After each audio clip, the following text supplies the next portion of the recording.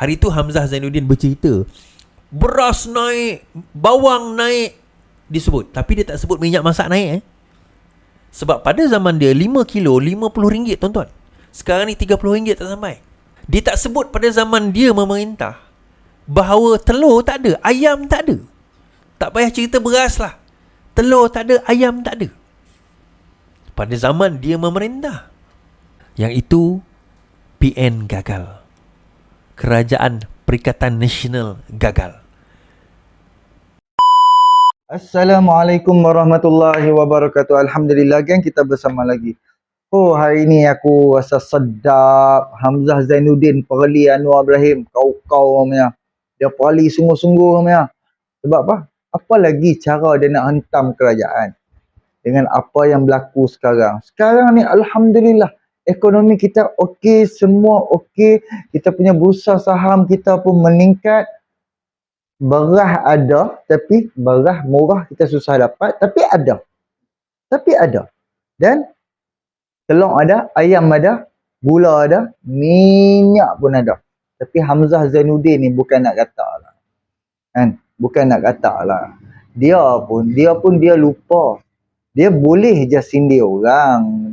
Kan? Dia boleh je sindir Anwar Ibrahim, sindir itu, sindir ini kan. Tapi apa yang dia kata turun dekat atas batang hidung dia balik. Kan? Dia kata apa? Nilai ringgit jatuh, Perdana Menteri patut pecat Menteri Kewangan, kata Hamzah Zainuddin. Habis tu waktu zaman hampa memerintah, apa yang berlaku? Ayam tak ada, telur tak ada, macam-macam tak ada, minyak pun tak ada, ekonomi merudum, mata wang pun merudum dek. Sekurang-kurangnya tumbangnya Perikatan Nasional naik Anwar Ibrahim, mata wang naik, mata wang kita turun kepada RM4.20 tau. Bila Anwar Ibrahim naik angkat sumpah sebagai Perdana Menteri, hari yang sama mata wang kita menjunam naik. Mengukuh lah orang kata, mengukuh. Dan slow by slow apabila kita ni menghadapi, kita mewarisi masalah-masalah yang ditinggalkan oleh kerajaan hampa. Hutang 1.5 trilion. Hutang naik 1.5 trilion. Apabila kerajaan perlu cari duit, hutang kalau boleh tak mau dah tambah. Tak mau tambah dah hutang. Kerajaan perlu fikir macam mana duk nak bayar hutang, nak bayar interest, nak bayar bunga, nak bayar macam-macam. Of course lah, dalam masa beberapa bulan tu memang akan ada masalah. Cuba hampa tengok ah. Mahathir letak jawatan, Muhyiddin naik, apa berlaku? Sama juga. Pelabur pun tak agak-agak sebab kerajaan jatuh waktu tu bukan melalui jalan pilihan raya. Jatuh disebabkan ditumbangkan. Apabila bukan melalui pilihan raya pun merudum. Malah lockdown. Buat hutang, berhutang. Dia tak sedar, dia buat-buat lupa. Memang hang boleh sindir. Dan sekarang pun mata wang kita dah kurang daripada RM4.80, RM4.70 lebih. Jadi Hamzah tak payah sembang lah. Tapi tak apa, aku nak bawa dengan hampa bersama dengan Iswardi Moni dia macam membentangkan kepada kita dan respon terhadap kenyataan Hamzah Zainuddin. Pada aku memang melampau, memang dia acah-acah hebat, acah-acah pro, acah-acah ya kan. Dia apa lagi modal dia nak hentam. Dan dia hanya berani di depan sewaktu Anwar Ibrahim tak ada. Hamzah Zainuddin hanya berani berdegar-degar dengan gah sombong angkuhnya di belakang Anwar Ibrahim sewaktu Anwar Ibrahim tak ada di dalam Dewan Parlimen. Tetapi apabila adanya Anwar Ibrahim, kecil telak, cakap berlembut-lembut je. Apa tengok hari pertama Anwar Ibrahim ada di dalam sidang parlimen yang Anwar Ibrahim duk nak berucap soal penghargaan, duk nak bagi ucapan penghargaan, terima kasih kepada bekas yang di-Pertua Agong dan juga menyambut baik yang di-Pertua Agong barunya. Tengok Hamzah cakap elok je. Esok tu Anwar Ibrahim tak ada tau. Pun dia punya cakap memang main gebang gila. Jadi jom sama-sama kita dengar apa yang diperkatakan oleh Iswardi Moni. Ni menarik tuan-tuan Nilai ringgit jatuh, PM patut pecat Menteri Keuangan. Sindir Hamzah. Perdana Menteri sepatutnya memecat Menteri Keuangan setelah nilai ringgit jatuh, menurut Ketua Pembangkang Hamzah Zainuddin dalam kritikan lantangnya terhadap Anwar Ibrahim. Hamzah berkata ketika menjadi pembangkang, Anwar lantang mengkritik Menteri Keuangan sebelum ini ketika nilai ringgit jatuh.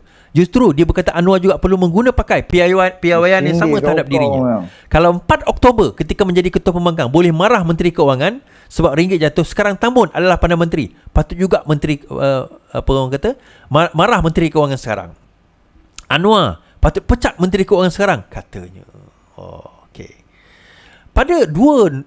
Saya bahaskan benda ni. Pada 4 hari bulan Oktober 2020. Yes. Okey.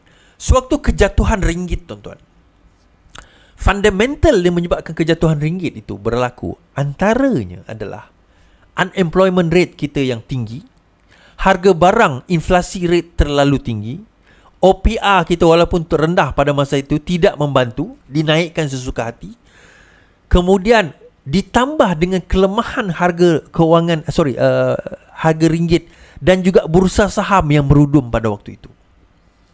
Kesemua ini menjadi faktor sehingga Anwar tegur. Kerana kita tidak ada plan pun untuk memastikan bahawa perkara-perkara yang lain itu tidak berlaku. Now, kita cerita Menteri Keuangan sekarang. Menteri Keuangan sekarang telah berjaya menurunkan kadar inflasi sehingga 1.5%. Menurunkan kadar unemployment daripada 5, 6, 7% kepada sekarang bawah 4%, 3% saja. OPR dikekalkan kepada 3%. Walaupun keuangan kita merudum kerana masalah ekonomi yang melanda China dan juga interest rate yang tinggi di kalangan US, kita telah berjaya mengekang perkara-perkara yang lain. Hari itu Hamzah Zainuddin bercerita, beras naik, bawang naik disebut, tapi dia tak sebut minyak masak naik. Sebab pada zaman dia 5 kilo RM50, tuan-tuan. Sekarang ni RM30 tak sampai. Dia tak sebut pada zaman dia memerintah bahawa telur tak ada, ayam tak ada. Tak payah cerita beras lah, telur tak ada, ayam tak ada. Pada zaman dia memerintah. Dia komen pada zaman kita, tetapi kita telah berjaya secara fundamentalnya memastikan indikator-indikator ekonomi itu berkesan dan berkembang. Dengan pengesahan kadar pelaburan tertinggi dalam negara, saya percaya 70 ke 80% pelaburan yang sudah disahkan itu akan berjaya dilaksanakan dalam beberapa tahun ini. Yang itu PN gagal. Kerajaan Perikatan Nasional gagal. Kita keuangan sekarang ini saja, tinggal keuangan saja, mata wang kita. Tapi saya percaya by the end of this year dia boleh mengukuh. So pada waktu itu yang duk kutuk kita, tak apa, sabar. Sama juga yang duduk kutuk kita, ingat tak dulu masa pasaran saham turun, sekarang mengukuh naik 1,500 mata. Ingat pada waktu itu, saya ingat lagi pada zaman kegawatan ekonomi 800 mata, 800. Sekarang ni naik 1,500. Ya, kita pernah naik 1,600. It's getting there, insyaAllah. Dan hari itu semalam Gubernur Bank Negara pun dah mengumumkan supaya JLC, JLIC supaya cash out kan mana-mana wang yang mereka pegang dalam bentuk USD. Sebab sekarang ini Malaysia tidak ada regulation pegang duit dalam USD. Syarikat-syarikat korporat yang besar-besar ni, kalau mereka pegang duit USD, tak ada kewajipan untuk mereka nak convert balik kepada RM, tak ada. Sebab kita dah liberalisekan perkara itu. So dengan harapan sekarang ini JLC kena dengar lah. So balik kepada cerita kita tadi, sebenarnya Menteri Keuangan kita ni telah melakukan 10 perkara. Kalau 10 tu, satu tu lah mata wang tu je yang masih belum mengukuh. The rest tu he has done an excellent job. Sebab itu bila mereka kutuk macam Anwar Musa, ejek Rafizi, saya tak koyak bila Anwar Musa ejek MP Pondan. Menteri Ekonomi Rafizi Ramli membidas tindakan ahli parlimen. PN keluar sidang Dewan semalam. Rafizi berkata dia sentiasa cuba menjaga tata susila, mana tidak pernah menggunakan peraturan mesyuarat apabila ahli parlimen ketereh Anwar Musa pada ketika itu memanggilnya ahli parlimen Pondan dan bukannya Pandan. Saya miss acara wajib PN di parlimen walk out. Walaupun baru semalam titah yang di-Pertuan Agong pasal adab di Parlimen katanya. Rafizi memetik pengurusi PN Muhyiddin Yassin dilaporkan berkata semalam, hanya kerana mereka mempunyai majoriti, mereka melakukan apa yang mereka mahu tanpa mengikut prosedur yang ditetapkan sekian lama. Rafizi mendakwa Muhyiddin menjadi Perdana Menteri tapi tanpa kepastian majoriti sokongan di Parlimen, dan pengurusi PN itu telah mengisytiharkan darurat serta menggantung Parlimen. Sepanjang saya menjadi ahli Parlimen Pembangkang, saya tak pernah bangun ganggu perbahasan dengan menggunakan standing order seperti yang berlaku dalam Pembangkang sekarang. Walaupun pada satu ketika bekas ahli Parlimen Ketereh mengejek ahli Parlimen Pondan, salah Pandan, konon untuk buat lawak dan terang-terang melanggar peraturan mesyuarat. Saya hanya menjawab, umur Ketereh tak jauh beza dengan umur ayah saya, dan rakyat melihat akhlaknya pada usia itu, katanya.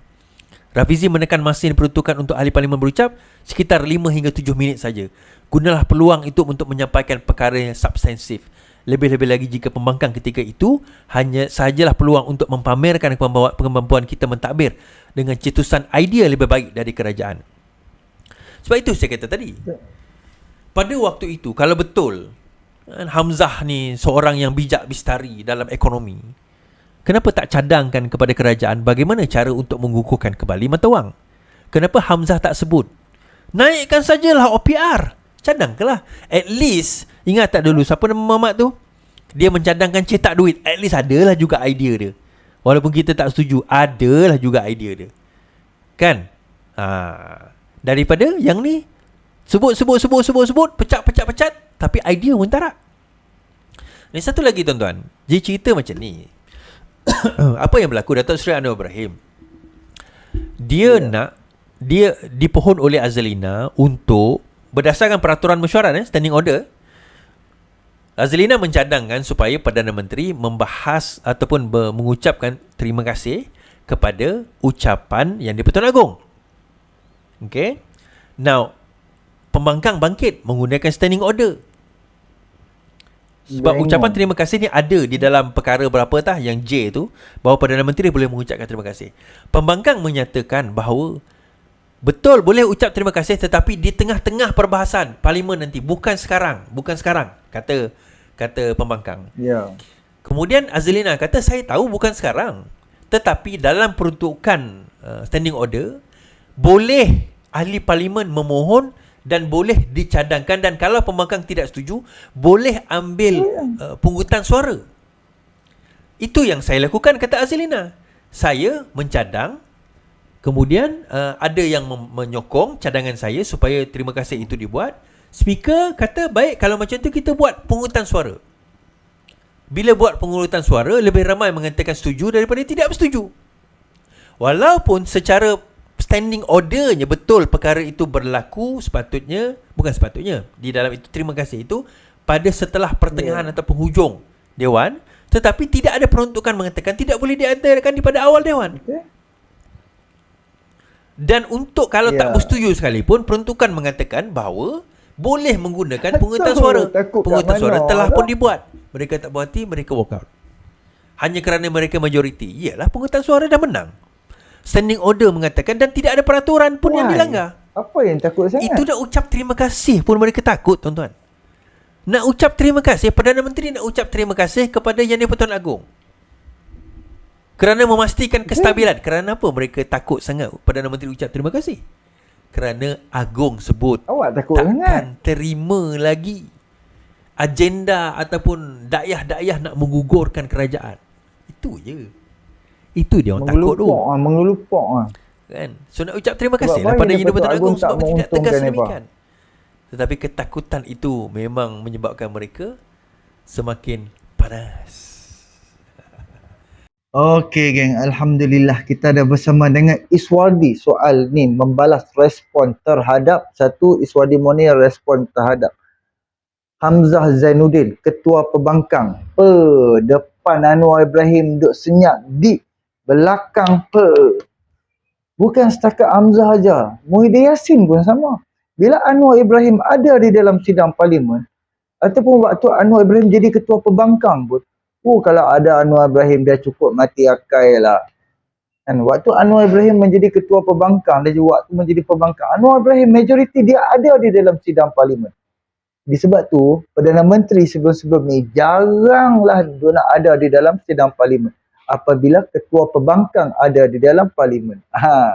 Jadi lepas tu dia respon terhadap Anwar Musa. Baru-baru ni Anwar Musa dia terkejut. Anwar Musa kan baru keluar gua, tiba-tiba dia kata dia terkejut. Harga barang melambung tinggi. Dia pergi tengok apa dia pergi tengok harga barang buah strawberry yang lembut manis tu kot. Yang 2 biji itu RM30 tau. Tuan-tuan dia tengok harga tu. Dia macam dia terkejut sebab buah strawberry RM30 hanya 2 biji. Dia baru keluar gua. Jadi dia cakap Anwar Musa baru keluar gua. So sebab dia kritik Perdana Menteri, Menteri Kewangan, Menteri Ekonomi lah apa semua. Rafizi Ramli respon lah. Kan Rafizi Ramli respon dah, ramai orang respon lah Anwar Musa. Hang tak payah sembang lah wahai Anwar Musa.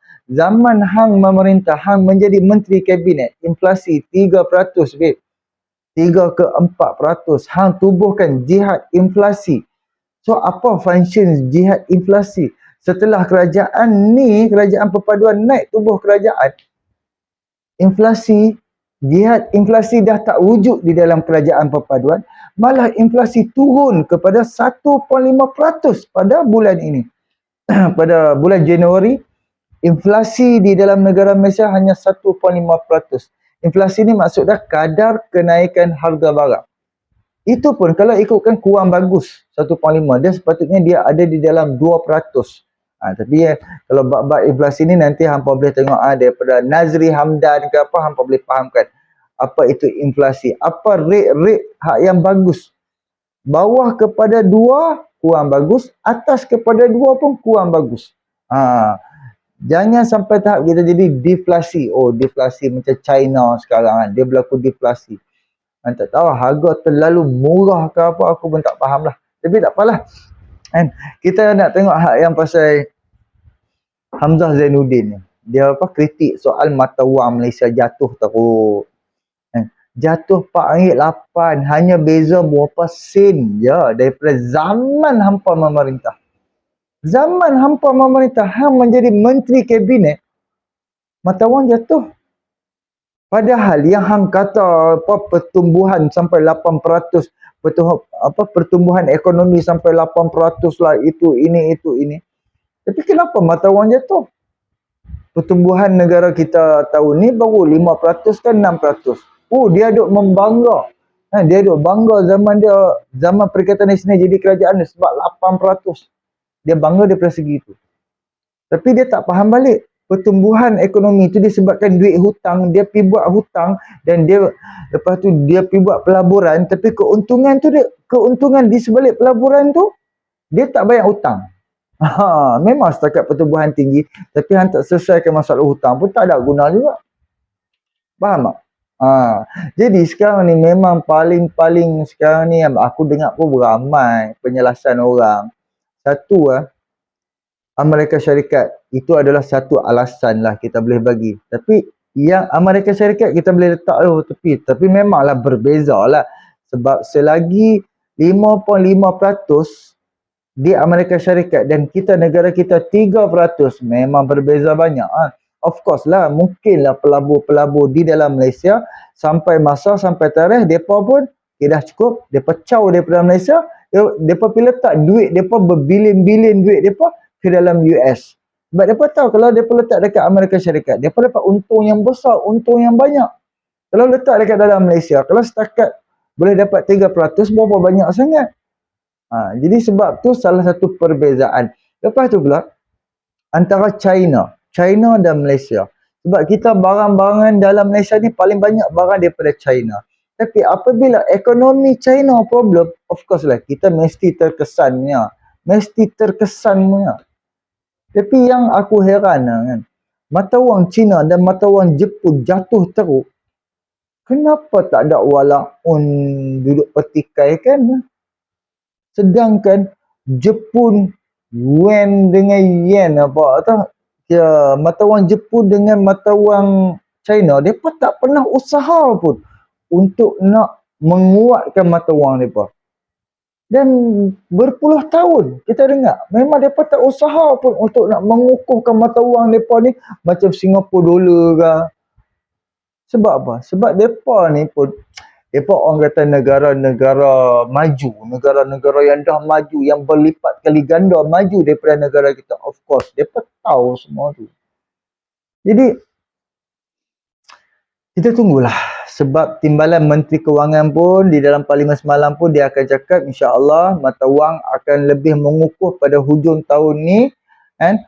InsyaAllah boleh RM4.20 dan sebelum hujung tahun kita level mata wang kita akan dapat ke RM4.50. Sebab sekarang ni katanya daripada US dollar Amerika Syarikat nak turunkan sedikit kadar OPR, interest rate negara dia. Bila dia turun kita akan balance balik tau. Sekarang ni ini mata wang ringgit, ini apa nama mata wang US dollar.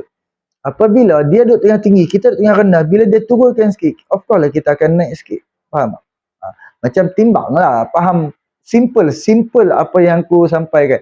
Aku pun bukan orang ekonomi, tapi aku faham lah walaupun sikit. Tapi aku faham. Kan? Sebab apa berlaku macam ni. Jadi Alhamdulillah, sekarang ni pun walaupun mata wang jatuh pun, bursa saham kita pun meningkat. Kadar pelaburan negara kita 2023 yang terbesar di dalam Malaysia. Terbesar, tak pernah zaman Najib memang tak pernah dapat banyak tu, zaman Mahathir tak pernah dapat pelaburan sebesar macam 2023, zaman Muhyiddin tak pernah dapat, zaman Pak Lah pun tak pernah dapat, zaman Ismail Sabri pun tak pernah dapat, hanya zaman Anwar Ibrahim je yang dah confirm untuk masuk ke dalam negara kita. Dia takkan terus melompat masuk. Of course dia ambil masa untuk melawat tanah, untuk beli tanah, untuk bina bangunan, untuk supply pipe air masuk, supply elektrik masuk semua. Barulah dia start beroperasi. Waktu itulah kontraktor ke, arkitek ke, designer, waktu tu dia dah habis cari makan lah. Sampailah satu kilang tu, satu gudang tu siap.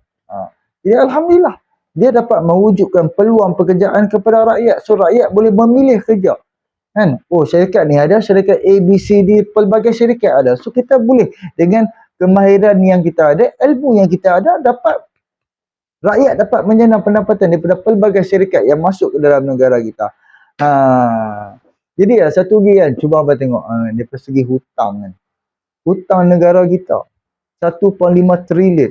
Untuk nak bayar interest, untuk nak bayar bunga di sebalik hutang tu pun 20 ke 30 bilion babe setahun. Cuba hampa bayangkanlah kalau 20 ke 30 bilion setahun tu kita ambil 20 bilion lah. Andai katalah kerajaan ambil 20 bilion boleh pump untuk mata wang. Agak-agak mata wang kita boleh mengukuh. Of course lah. Boleh je dia nak buat macam tu. Okay, tak mau mata wang kita jatuh, kita ambil duit, kita pump ke mata wang kita. Oh boleh. Tapi kita tak boleh buat. Sebab apa? Duit yang kerajaan kena simpan, kena ada untuk bayar interest saja, untuk bayar bunga saja. Siapa yang buat hutang tu? Bukan Anwar Ibrahim. Jadi asbab keburukan, kebobrokan, kesakauan daripada zaman pemerintahan dulu yang memberi kesan kerajaan hari ini. So Anwar Ibrahim dia dah dapat dalam keadaan buruk. Kerajaan ataupun negara dalam keadaan teruk. Dia nak kena hadap. Faham tak? Jadi tak payah sembang banyak. Wahai Hamzah Zainuddin, tak perlu nak sembang banyak. Minyak mana minyak. Tak tahulah mungkin anak hang pun dah kena sita gudang-gudang 60,000 kilo. 60 tan, bayangkan 60 tan. 60 bungkus minyak. 60,000 kilo. 60,000 bungkus minyak yang disorok oleh anak Hamzah Zainuddin. Zaman hang memerintah, minyak 1 tong 5 liter harga RM48.90, RM50 satu botol. Sekarang Allah kurang daripada RM30 satu tong. Awak berbeza sangat. Why? Sebab kerajaan bijak memerintah. Kenapa ada telur sekarang? Kenapa ada ayam? Kenapa ada keperluan rakyat, keperluan asal? Ada. Kerajaan dah fikir, okay, tersap ada masalah beras. Mak sabu pi jumpa negara-negara yang mana pengeluar padi nak ambil teknologi yang terbaru soal padi. Itu baru orang kata menteri buat kerja. Sebab menteri yang ada hari ni, menteri ambil tanggungjawab dalam keadaan dah teruk. Dan kita pun tahu akhir-akhir zaman akan berlaku kemarau, akan berlaku pelbagai, akan berlaku kemarau panas, tumbuh-tumbuhan akan kering kontang, kan? Dan tanah akan bermasalah pelbagai. Makanan kita akan berlaku masalah. So, hang tak perlulah dia nak pala kepada kerajaan. Sebab kerajaan adalah tanggungjawab. Bila kerajaan dah usaha, tahu-tahu aku duk dengar macam rumutan daripada hak yang pesawah-pesawah kan. Depa habis jaga dah buh racun, buh baca apa. Tahu-tahu ada penyakit. Rugi berapa tan tu. Bila satu benang tu ada beberapa kotak, ada penyakit. Rugi nak abang pergi apa. Nah, itu adalah salah satu orang kata kesan akhir zaman lah, mudah cakap kan. Akan berlaku krisis makanan. Sebab apa? Sebab padi-padi ni rosak, pokok-pokok ada penyakit. Jadi apa-apa pun memang akan ada masalah. Sekarang ni kerajaan perlu tambah baik, kerajaan perlu buat perubahan dan kerajaan perlu upgrade sistem dan teknologi untuk nak mendapatkan hasil yang banyak supaya dapat bagi manfaat kepada rakyat. Jadi tak payah sembang yang mana yang zaman hampa memerintah, kami dah rasa dah pengalaman. So, alhamdulillah kami hari ni kami nak rasa pengalaman kerajaan hari ni. Kalau kerajaan hari ni gagal, rumah hang pun tak ada minyak, tak ada gula, tak ada telur, tak ada ayam, pilihan raya nak mai, tolaklah kerajaan hari ni. Tapi kalau kerajaan hari ni ada telur, ada ayam, ada beras, ada segala-galanya keperluan asas kita semua ada, dan rakyat dapat bantuan tunai rahmah makin tahun makin banyak, dan juga nanti akan buat subsidi bersasar pun lagi banyak, dan keuntungan kepada rakyat lagi banyak, insya-Allah. Tu sokong kerajaan di bawah kepimpinan Anwar Ibrahim, insya-Allah. Okey, jumpa untuk video yang akan datang. Boleh tolong subscribe, like, komen dan share. Assalamualaikum.